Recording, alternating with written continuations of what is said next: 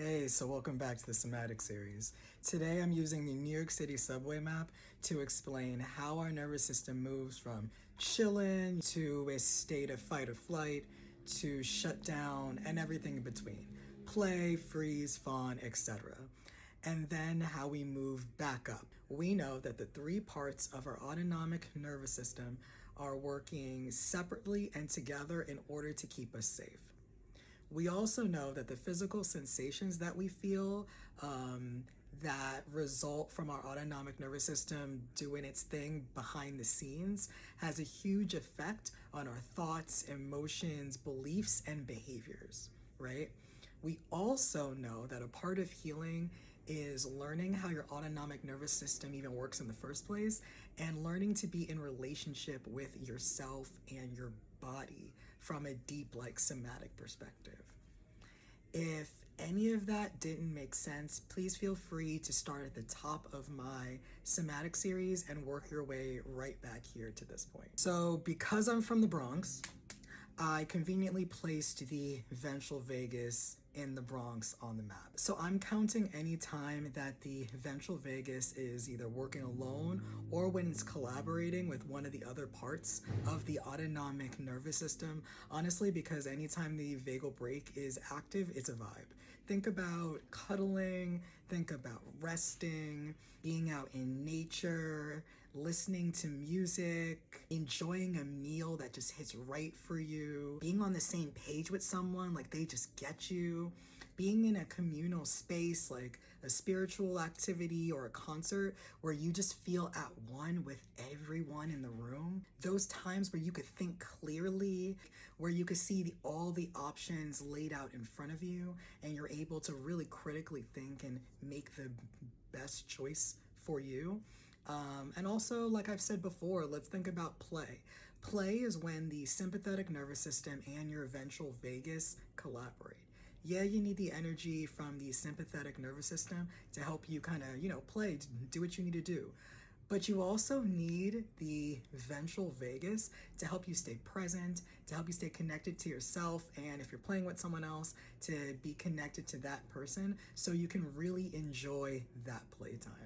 When our autonomic nervous system receives signs of danger from the environment, our vagal brake relaxes, our prefrontal cortex goes offline, and our survival brain takes over.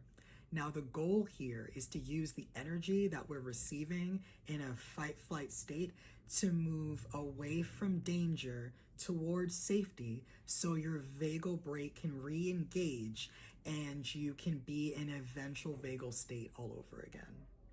Now, there's a spectrum to what you can experience in a sympathetic nervous system activation, right? You could feel a mix of fight, flight, and the ventral vagus, which would be play. So I guess that could be like South Bronx, Washington Heights, Harlem, right? You could also experience fight, flight by itself. So I guess that could be like Midtown or something like that, right? And then you can experience dorsal vagus and your fight flight, your sympathetic nervous system working together, and that could be freeze or fawn. And I guess that could be like Chelsea or the financial district or something like that. So actually, first, let me just say that I didn't make Brooklyn dorsal vagus because I have any beef towards Brooklyn. Like, I actually really like Brooklyn. Also, the dorsal vagus isn't bad at all.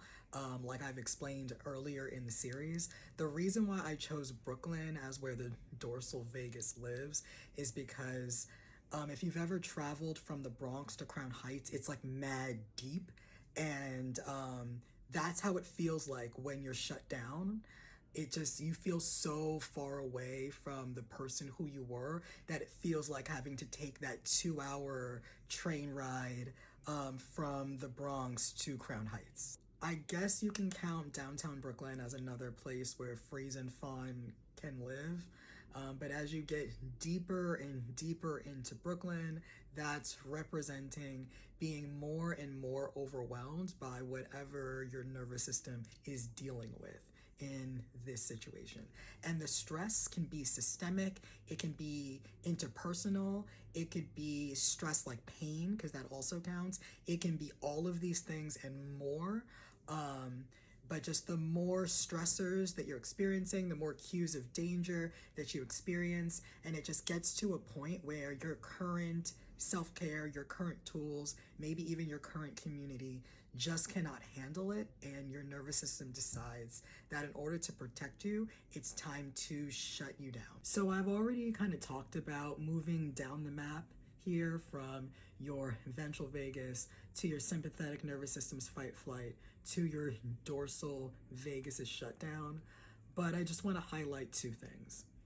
One, that moving from your ventral vagus to your sympathetic nervous system's fight flight is all about moving away from whatever danger your nervous system has picked up on, moving towards safety so you can go back to that ventral vagal chillin state, right? And then moving down from your sympathetic nervous system to your dorsal vagus is because whatever's going on in your environment is so scary, is so intense, it's so stressful, it's so hectic that your nervous system was like, nah, and decided it needed to protect you. So it put you in this low power mode. Moving up the map from a dorsal vagal shutdown is more complicated than moving down the map. Kind of like how swimming up to the surface does take more effort than falling into the water in the first place. You can't really move from shutdown right to that ventral vagal safety. That's just not how that works. Kind of similar to using the subway system, you can't go from Brooklyn right to the Bronx, right? You can't go from Crown Heights right to the Bronx. That's just not how that happens. It's just not possible. That's not how the subway was built, right? Similarly, that's not how our brains were evolved. You know, that's not what it does, right? That's not how the wiring works. You can't go from shutdown to a ventral vagal chilling sort of thing. You have to go through Manhattan, you know? You have to go through that sympathetic fight-flight energy, because it's that sympathetic fight-flight energy that's gonna give you that boost that you need to move and do the things to get to that safety, either by regulating yourself and or by co-regulating with your community. When I say that getting out of a dorsal vagal shutdown can be more complicated, moving up that map into fight or flight can be complicated, it's because when you are in dorsal vagal shutdown, that can look like not having the energy or the motivation, etc., to do the things that you need to do for yourself or with others that you know make you feel good. Like, you know that you love, you know, listening to music, or you know, certain music makes you feel great, and you know that eating certain foods makes you feel great. You know that calling certain people, or like, you know, spending time with certain people, or you know that doing like meditation or walking your dog or something, right? You know that your routines or the things that bring you joy, you in theory, you know what they are, right? When you're in a more chill ventral vagal state, you remember all of those things. But when your survival brain kicks in, right, especially when you're shut down, it can be hard to remember the things that bring you joy. And even if you remember the things that bring you joy, you might not have the energy or the motivation to do those things.